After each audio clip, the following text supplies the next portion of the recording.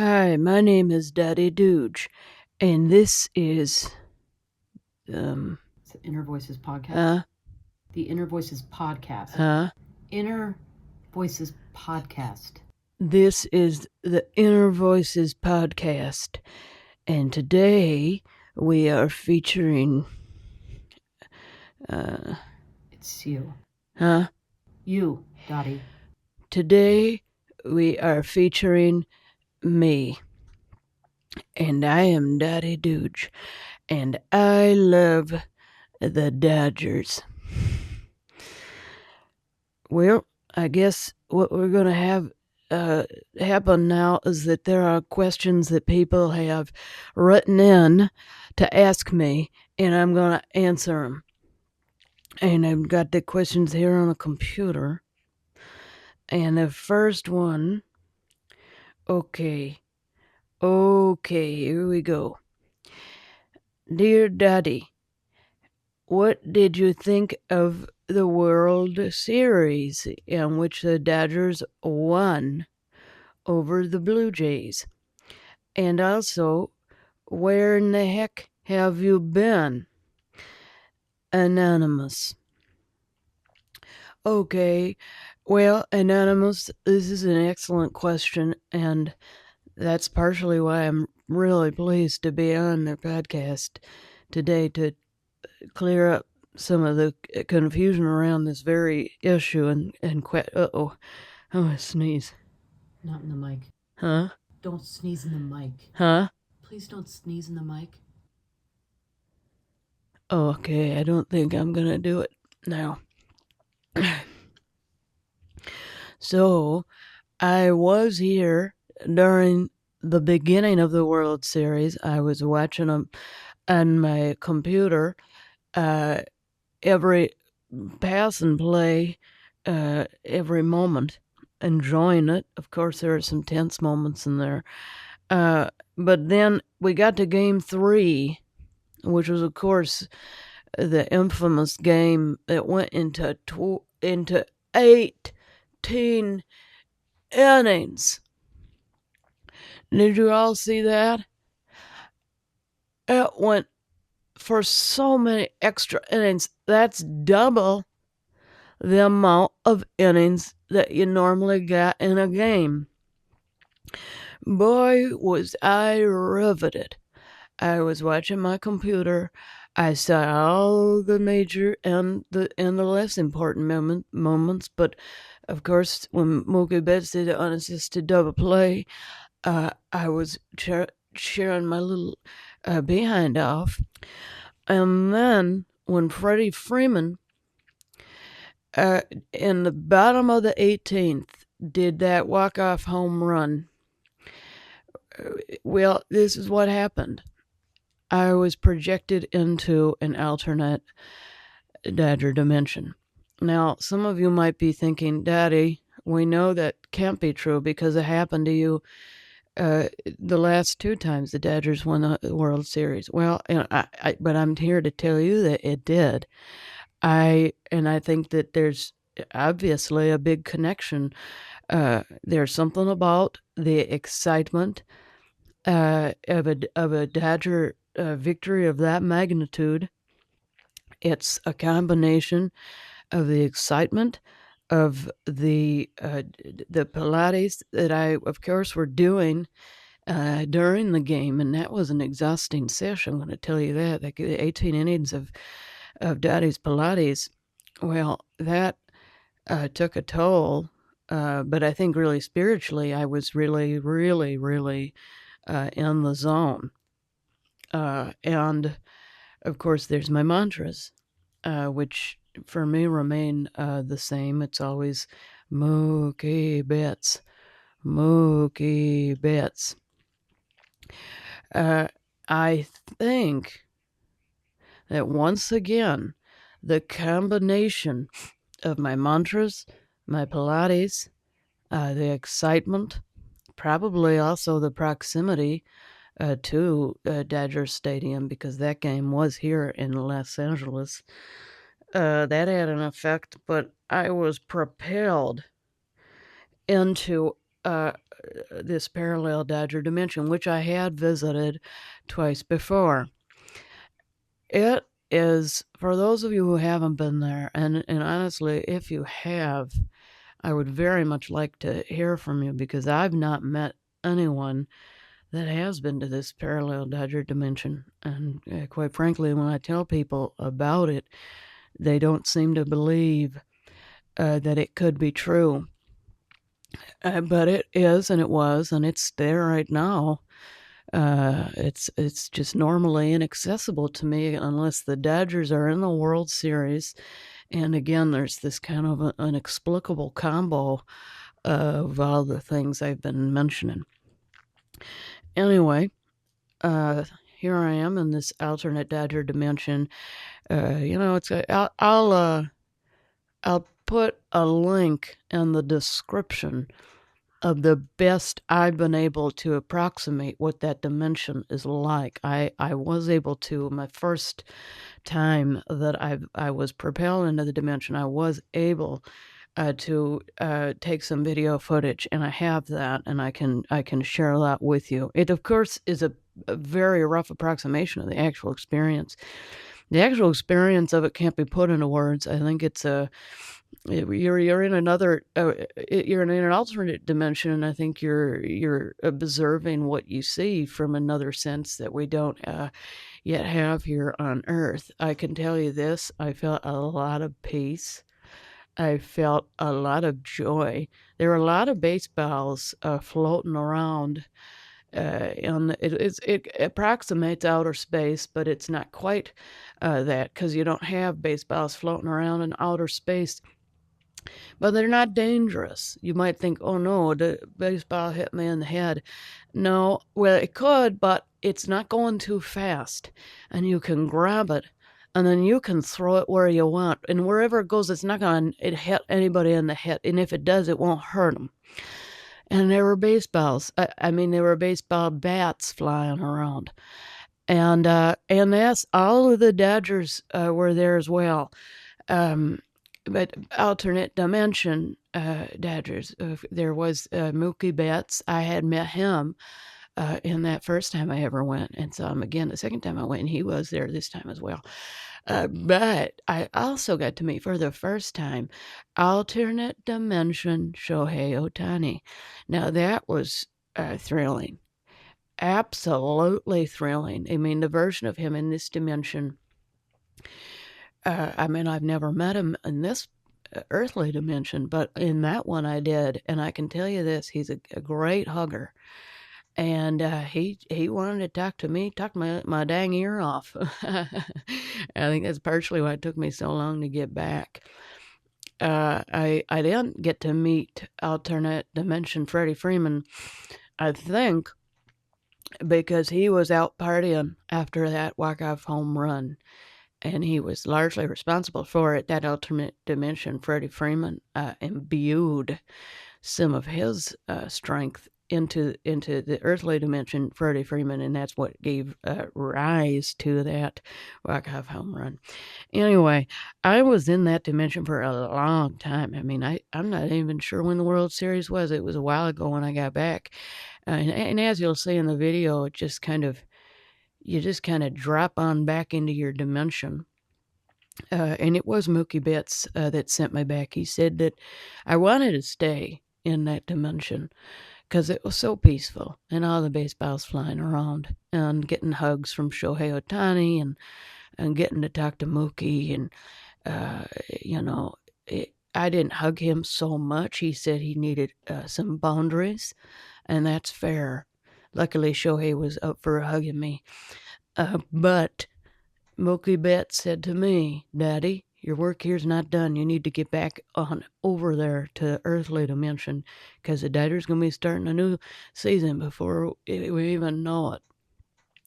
So I got back, but that's why I missed the actual winning of the World Series, and why I didn't tell y'all about how happy I was after it.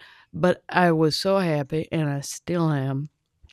And there's a couple of people I want to thank right now. First of all, this Dodgers shirt was sent to me by a patron of Kara Morgan, and her name is Jamie Nicholson. Jamie, this shirt fits perfectly, and I love it, and I wear it as often as I'm allowed to.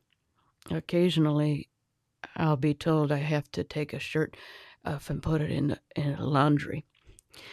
But today's not one of those days, thank the heavens. And thank alternate dimension Mookie Betts. But Jamie, we love this shirt. I'd love it, but I think alternate dimension Mookie Betts and Shohei Ohtani love it too. I can sometimes hear them talking to me. And then secondly, Judy Morgan, patron Judy Morgan, sent me this gorgeous Dodgers hat. It fits like a glove, and I love it. And I wear it almost all the time. And if I'm not wearing it, I'm wearing this other hat that Judy Morgan also sent me. I love this one as well, and it also fits just like a glove. Now, this one has a back that's made for people that have ponytails. And you know what, Judy? I might just grow my hair out so that I can have a ponytail to put in that hat. I've already been working on it, and I think, as you can see on the video, my hair is getting kind of long. I think I'll be able to put it in a ponytail before too long. Okay, next question from a patron named Audra. Audra says, "Hi, Daddy. It's Audra Wieserman." Oh my goodness, Audra Wieserman. She says, "Remember me? We went to high school together. Go Beavers." I'm such a big Angels fan now, though. How do you deal with friends that are fans of rival teams? Well, Audra, my goodness gracious, what an absolute joy to hear from you. I haven't seen Audra since, I think it was probably a computer class we had together over at Eau Claire High. We grew up together in Eau Claire, Wisconsin, and we were the Beavers. And we didn't play sports so much, but we were on the computer team. Boy, Audra was a whiz on the computer and putting in the commands, and I never quite caught on to it, but because we were friends, she would compute for me, and and then lo and behold, Audra goes on to become a beautiful artist. And I've been admiring your work from afar, Audra. What a wonderful, wonderful thing to hear from you. And now Audra says, "I'm a big Angels fan now." Okay. Listen, Audra, I respect that. I think that's something I've learned early on in life, that you might not like something, but you can appreciate it. For example, I do not like 7-Up. I am a Sprite gal. But I appreciate that there are people who do like 7-Up, and I respect them. Now, this issue you brought up is very similar. Of course, I love the Dodgers. I love them about as much as I love anything in this entire world, and really other worlds as well. I've not been to too many other worlds, but the world I have been to, the alternate Dodger dimension, I love profoundly. But Audra, that doesn't mean that I can't allow you to enjoy the things that you enjoy. And baseball itself wouldn't exist if there weren't other teams to have games between. For example, the Dodgers would never have won a World Series if the Toronto Blue Jays didn't exist or other teams didn't exist. And so if I were to go on record to say that I was angry at you for enjoying the Angels, that would be very hypocritical of me, because without other teams, the Dodgers won't be able to play their games. So I actually have an immense amount of respect for the Angels and all the other teams in the world. Blue Jays and Orioles. Boy, they're all important. They all matter. And the other part of this that I'd like to say to you, Audra, is that Angels are from Anaheim. Of course, everybody knows this. And what else is in Anaheim? Well, it's Disneyland. And I love Disneyland. I've been there 2 times. And boy, there's a ride where you go into a room and you sit in a chair, and then all of a sudden you're flying over the state of California. I don't know, Audra, if you've been on it or if any of you've been on it, but I don't know how they do it. Audra, you probably know with your computer skills. But all of a sudden you're flying, and it is exhilarating. And I went on that ride as many times as I could, both times that I went there, and I'd dying to go back. So I can't not support a team that's from a town that also has my favorite place and ride. Well, not my favorite place, but favorite place that has rides, and that's Disneyland. Okay, Audra, listen, I hope we get to hang out sometime and I can see that your artwork and just catch up. Thanks so much for your question. Okay, this next question is, it goes like this. Dottie, Ralph and I are decorating for Christmas, and I've decided to go with an all-green palette. 1. How much of the guest bathroom should be decorated?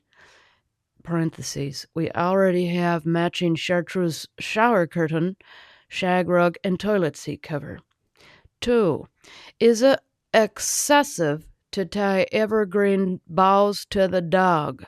His nails are gel stickered, a McLean tartan plaid. 3. Poinsettias are out. What green plants would be most festive? No boring evergreen. Thanks ever so much, and of course, happy holidays. Cindy. Well, Cindy, thank you so much for this wonderful multi-part question.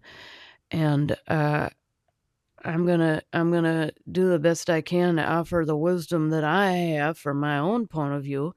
And again, if you don't like it, that's okay, but you can appreciate it. And you know what? Maybe you could even try it out.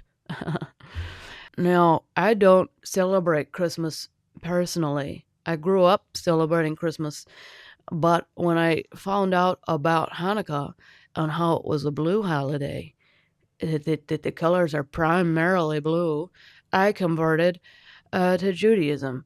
But that doesn't mean I don't understand Christmas or the colors that go along with it. So let's start with your first part. How much of the guest bathroom should be decorated? You know, I've found, again, going back to my main color palette of blue, that I like blue to be everywhere possible. If you can see in this room right now, the walls are blue, entirely blue. I've got a blue carpet. I've got a blue shirt on. I wear blue pants. I wear blue socks. So I know that you've decided on a green palette, but I do think that everything should be blue. Now, you don't have to replace your chartreuse shower curtain or shag rug. In fact, I think that'll be a lovely contrast to everything else being green. Why don't you think about getting out your set of acrylics and painting your sink green? I think that would be a fun little a little activity. And while you're at it, you could paint the walls green. You can always repaint them after the holiday. I would get a new green toothbrush for this season.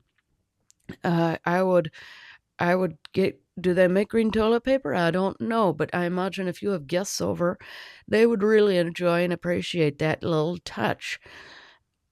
Green all day. Again, I'm basing this on my own life and practice with blue. 2. Is it excessive to tie evergreen boughs to the dog? I would say my heart tells me no, but then it also says, Daddy, you got to check in with the dog to see what he feels about it. I've found I don't have a dog, but we have lots of cats. Currently 4.5 cats, and I say a half because one of them has started to come inside half of the day. But I know a lot of cats, and they do have ways of telling you when they don't like something. Sometimes they're subtle, sometimes they're very, very obvious, like running out of the room faster than you can even believe.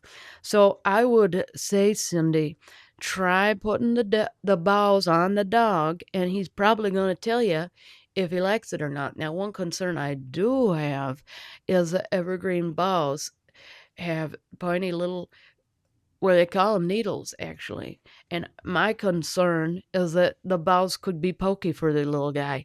So maybe you make a nice bow out of, if the dog's nails are already stickered McLean tartan plaid, maybe you get a beautiful big plaid bow, and you put in just a couple of little bows. See how the little guy likes it. Let us know how that goes, Nina. Cindy, excuse me. And number 3, poinsettias are out. So, what green plants would be most festive? No boring evergreen.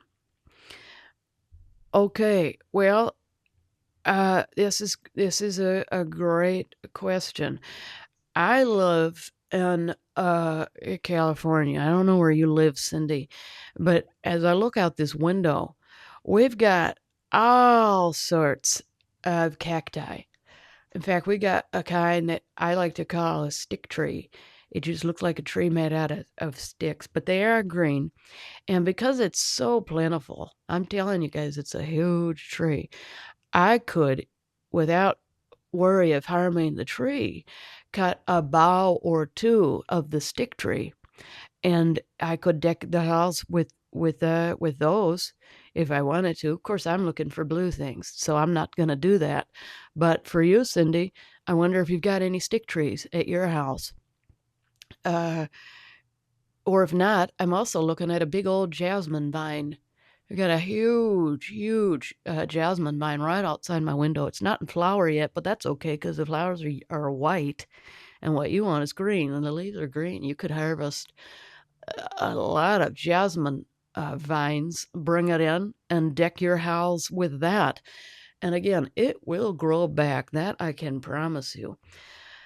Otherwise, what else can I think of? We've got a huge avocado tree. You could maybe get some avocado leaves, bring those, put those around the house.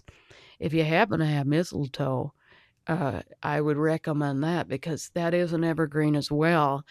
And then, of course, you've got the principle of the mistletoe berries and what they're supposed to do. Now, I have attempted to try this out. Well, I've never gotten too close to any of the Dodgers to really try it out, but I always bring some mistletoe with me if I go to a Dodgers game, just in case. And boy, you better believe I wish I had some in that alternate Dodger dimension, but I didn't. So I couldn't try it out there. But if you've got mistletoe in your house, maybe you and Ralph could enjoy that over the holidays. Okay, well, I think that's the end of that question. And yes, happy holidays to you, Cindy. Those are all the questions that we have today. So I think we're going to go ahead and wrap up. But I want to thank you all for listening and for supporting the podcast, but especially Karen Morgan's Patreon, because that's really how she's able to keep making videos. Thank you again. And I've been Dottie Doodge, and this is, what is it? The Inner Voices Podcast. Inner Voices Podcast. Okay, bye-bye.